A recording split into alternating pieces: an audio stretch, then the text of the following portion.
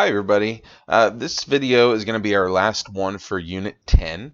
In the last one we talked about geometric sequences, so now we're moving on to geometric series.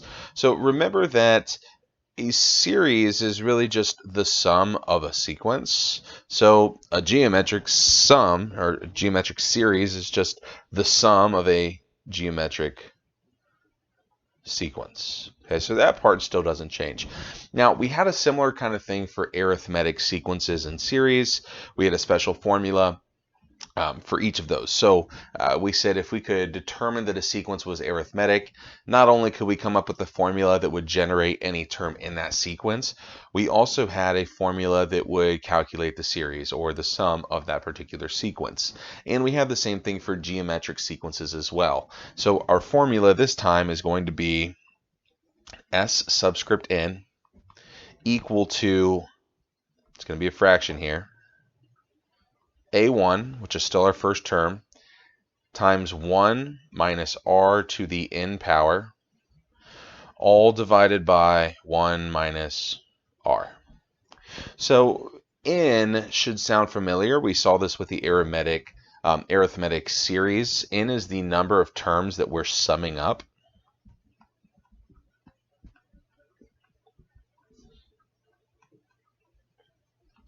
A1 is still going to be our first term.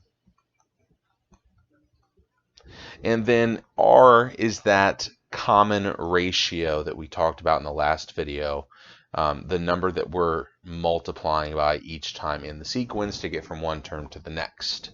So here's our formula. We're going to take a look at how we can use this. So let's say we have a geometric sequence here, and we want to find S14, which remember just means that we're finding the sum of the first 14 terms in that sequence. Well, let's look at what information we need for a geometric series. Okay, to be able to use this formula, I need to know my first term, my common ratio, and the number of terms that I'm summing up. All of those are pretty easily found if we look at our sequence here. Well, I know that my first term is going to be 4. I can tell that each time I'm multiplying by 5 to get from one term to the next. So that's my common ratio. And then S14 tells me that I'm summing up 14 terms. So that means that n would be equal to 14. So if I have these pieces of information, that's really all I need to be able to calculate my sum. So S14 is going to be equal to my first term, 4, times 1 minus r to the nth power, so 5 to the 14th power. And then we're going to divide all of this by 1 minus r, or 1 minus 5 in this case. Now, I do this in my calculator, and there's some tips that I want to give you here. When you're typing this in for this calculation, do your parentheses first. Okay, I would calculate this, then I would multiply my 4, and then I would divide by 1 minus 5. If you want to do it all at once, just put that numerator and denominator in their own set of parentheses. If you do want to bypass all those little steps and just do one big calculation here. Okay, but either way, you're going to find that the sum of the first 14 terms here is a very large number, and this is fairly common for geometric sequences where the numbers are going up and getting bigger each time. This time we find that the sum of the first 14 terms is actually 6,103,515,624. So that's a very large sum, but I mean, it makes sense. We're multiplying by 5 each time. You know, these numbers are going to get very big, very quick, and we're adding them all together, which only makes it bigger. So let's take a look at another. Okay, so this time we have a geometric sequence. It's going down each time, so hint, we're going to be multiplying by a fraction here. So remember, you could try to figure it out yourself, or you can just pick a number, divide it by the previous one. So r should be equal to 3 over 9, which would reduce down to 1/3. So I still need my first term, my common ratio that I just found, and we need to know the number of terms we're summing up, which is given to us by our subscript here. So again, we have everything we need to set up this series. So we can say that S20, the sum of the first 20 terms, is equal to 81 times 1 minus 1/3. I'm going to put that in parentheses, raised to the n power, all divided by 1 minus r. So again, we can type this into our calculator. We can be super careful with these parentheses. I would add another parentheses around your numerator, an extra parentheses around your denominator. If you type it in like that, you're going to get 121.5. All right, so let's look at one that's slightly different here. Okay, each time so far we've been given, a particular partial sum that we're calculating. It tells us, the sum of how many terms we're trying to find. But what if I just had one like this, where I'm given a sequence, I know where it starts, I know where it stops, but I don't know how many terms I'm summing up here. I don't know what term this is.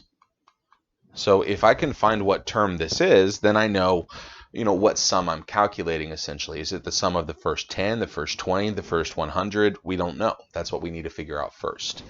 So let's kind of think back to our geometric sequence formula that we had in the previous video, because I want to set that up so that I can actually plug it in, kind of like what we did last time, where we were saying like, hey, if I know what AN is, if I know that number, I can set up an equation that is essentially allowing me to solve for what n is. So quick refresher, our formula is a subscript n equals a1 times r to the n minus 1 power. So let's just do some side work here. We know that whatever a subscript n is, okay, when we plug in n, we get this number here. Okay, and I know some other information. I know A1 is 3, that's my first term. I can tell that we're multiplying by 2 each time, so that's my R value. And what we're really trying to find is what n minus 1 is. Now, keep in mind that this is really just an exponential equation, and that was something we looked in our last unit. So we should be able to solve this relatively easy. Let's divide by 3 first. Okay, and that would give us 2048 equal to 2 to the n minus 1 power. Now remember, our goal is hopefully we can write this so that both sides have a common base. In this case, I can write 2048 as 2 to the 11th power.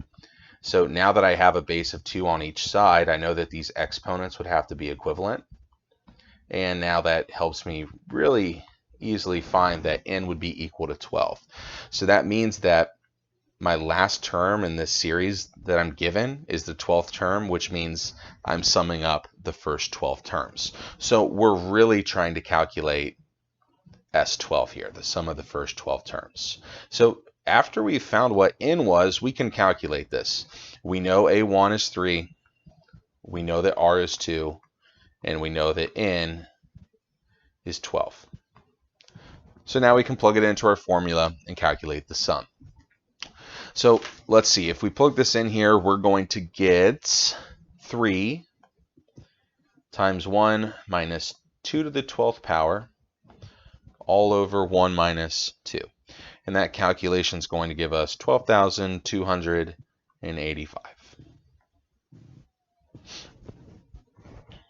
All right, so we've been looking at these series just kind of written out.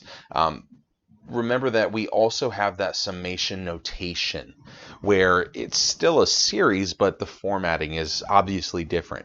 Now keep in mind that we're still trying to find the same 3 pieces of information: our first term, common ratio, and the number of terms that we are summing up. So remember that this formula here really matches that form that we saw in the last video.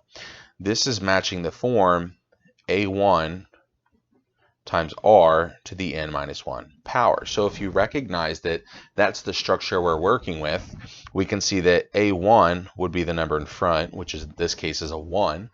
The 2 that's being raised to the power of n minus 1 is our r value. So just looking at the formula, we can take away that a1 is 1, r is 2, and then if we're summing the first through the 25th terms, that means that we're summing up 25 terms. So that's our n value, and now we have everything that we need. So now we can calculate this sum.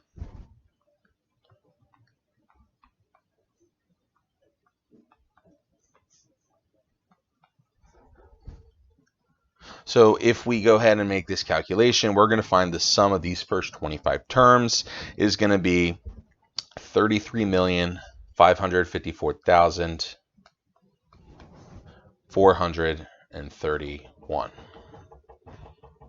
All right, so don't forget about the summation notation here. Now, we're gonna kind of switch gears.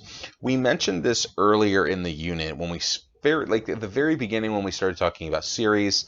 We said that sometimes, if we have an infinite series, we've been looking at finite series, but if we have an infinite series, sometimes it's going to go to infinity, sometimes it's going to actually go to a specific value. So let's look at two cases here.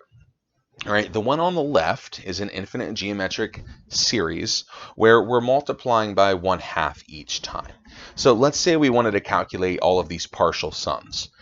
If I wanted to calculate S1, that would just be 1/2, so 0.5.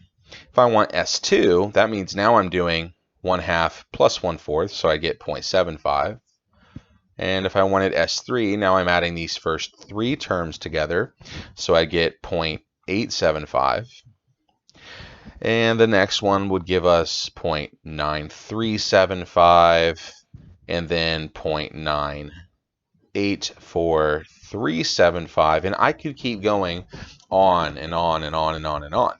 But I'm going to find that the further out I go, the larger the sum I take, it just gets closer and closer and closer to 1. It's never going above. We're never going to get exactly 1, but we're going to keep getting closer and closer and closer. And this is what we call a convergent series. It's converging to a specific value. It's approaching a specific value and just kind of leveling off there. And this happens when we have an R value, where if we take the absolute value of that R value, that common ratio, and it's less than 1. So in this case, our R value is 1/2. We're multiplying by 1/2.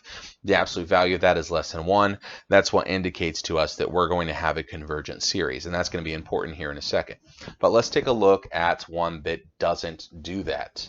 Okay, if we look at the one on the right here, if I take all of my partial sums, we're going to notice that each time we add one more term, it's getting bigger and bigger and bigger and bigger. Now, this makes sense because if you look at our actual series here, we're multiplying by 2, which means every number that we add is bigger than the one before it.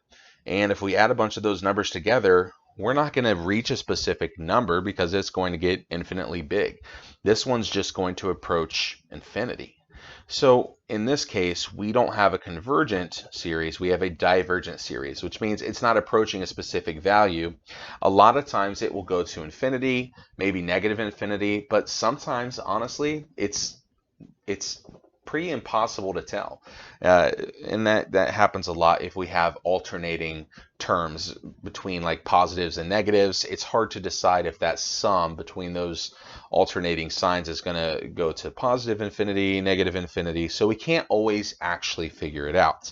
And we know that we will have a divergent series when our common ratio, well, I should say the absolute value of the common ratio, is greater than 1. So in this case, our common ratio was 2. It's bigger than 1 when we take the absolute value, so we know it's divergent. Now, the reason that we even bother talking about this is because if we recognize we have a convergent geometric series, we have a formula that can actually find what number it approaches. And the formula is very simple. It's similar to the one that we used for the geometric series when we have a finite series. Okay, but this formula only gets used for convergent infinite geometric series. That's the only time you should ever use this. It won't work for divergent, it won't work for finite series. It has to meet all of those conditions in order to actually be able to use it. So let's look at some examples. Okay, we first need to decide if this series is convergent or divergent, and if it's convergent, we can actually find that sum. If it's divergent, we're not going to bother saying if it goes to infinity, negative infinity. We're just going to say it's divergent and that we can't find the sum. Okay, so it all comes down to what is our common ratio. If our common ratio is less than 1, when we take the absolute value, that's convergent, and if the absolute value of our common ratio is greater than 1, it's divergent. So this time it looks like we're multiplying by 1/4 each time. Okay, and you can verify that that is the correct pattern here. So we need to ask ourselves, is the absolute value of 1/4 less than 1 or greater than 1? Well, that would be less than 1, which tells us that this is convergent. Now that we know that, we can go ahead and we can calculate the actual sum of this series. So the sum, okay, remember the formula we had above here, is our first term, which is 1, times 1 over 1 minus r, which we found is 1/4. Oh, let me fix that here. So if we make this calculation, we're going to get 4/3, which means as I take this infinite series, this infinite convergent geometric series, if I add up an infinite number of these numbers, it's going to approach 4/3. Each time I add one more number, it's going to get closer and closer and closer to this value. All right, let's look at another. All right, so remember, we need to start off deciding if it's convergent or divergent, so we need to find the r value. Now, what I notice here is that all of our denominators are the same, which means we're only multiplying the numerator by something. So, pretty easy to tell here, we're going to be multiplying by 4 each time. So, if we have an r value greater than 1, that means that this is divergent, and that means that we can't find the sum. We can't actually find what value this goes to, but we can think about it logically here for a second. Each of these numbers is positive, and each of them gets bigger and bigger and bigger and bigger. So this would be one where we could say that it's actually going to approach positive infinity. Okay, we can say with certainty that it's actually going to approach positive infinity. It's not going to go to negative infinity. It's pretty easy to tell since every number is positive and every number gets bigger.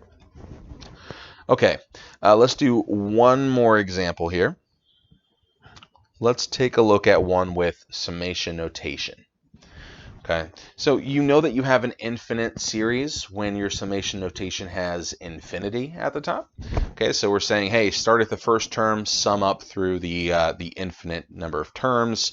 Okay, we're not really putting a cap on it. We're just saying we're going to go forever. Now remember the important information here. The -2 would represent a 1. The 1/4 would represent my r value. So 1/4, we need to check and see, is the absolute value of that less than or greater than 1? Well, it's less than 1, which means we have a convergent series, which means that we can find the sum. So now we can take the information that we have here, our first term, times 1 over 1 minus r, and we can calculate the value that this sum approaches. So if we go through these steps here, we're going to find that it approaches -8/3. All right, guys, I hope you found this video helpful. Remember, you have lots of practice problems in your notes left over that we skipped. Please ask questions and have a great day.